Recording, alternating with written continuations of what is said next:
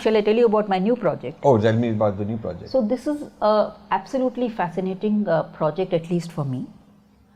The left historians, beginning with Muhammad Habib and continuing all the way down Romila Thapar, etc.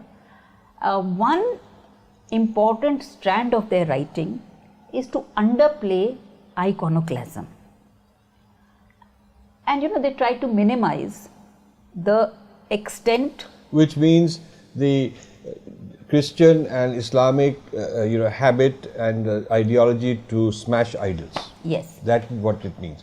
So breaking idols, burning idols, stealing idols. So they have tried Murtis. To underplay this. Yeah. And in this exercise, several Western historians have also endorsed their point of view. And I mentioned Richard Eaton. He wrote an article, Temple Destruction in Indo-Muslim States, in which he said over 1,000 years, at best 80 temples were destroyed. And two others, Richard Davis, who wrote a book, Lives of Indian Images, in which he said that, before the Turks came, this was already the established practice in India, and the Turks were only following established practices, and then Sheldon Pollock, among others. So, I started examining this, and I said that in most of their sources and most of the sources they cite, the Hindu sources are mostly missing.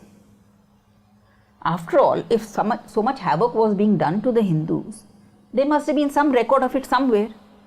The Hindus may not have written it as modern historians, but they would have recorded their experience somewhere. And I started looking for that evidence. And then I discovered that a better way to tackle this subject is to find out what happened to the icon, the statue, the murti. Because the temples were huge structures. It was not possible to protect them. But the murtis could be protected. Right. So was an attempt made to protect the image, right, the murti. And I found some scholars have done work on this, but I found how carefully the Hindus tried to protect their deities and what extent they went to protect them. And so many centuries later, they tried to reinstate the images in those very temples. Now, for example, there was a Mahalakshmi temple in Kolhapur. And that was a temple which was built around the 9th century. But there is evidence of Shakti, Mother Goddess, being worshipped at that site earlier. So, suddenly when these attacks on the south begin, then we find that the image is not there in the temple. And the temple begins to be used as an office of the local administration, etc. And the image has gone. Then Shambhaji too, he was the ruler of Kolhapur. And many kings used to come to that site, to the temple, and they left inscriptions that we've come here, paid respect to Mahalakshmi and given a grant and all. So those inscriptions are there on the temple walls.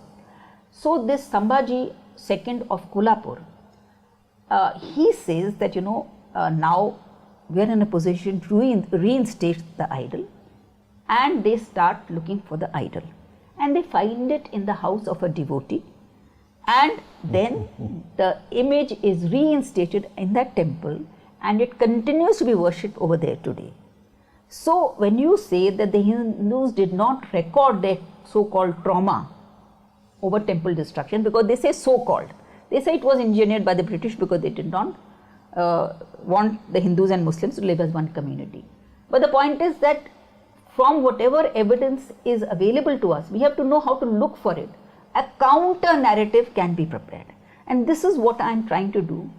As many temples as I can get evidence of, to find out what happened to the image.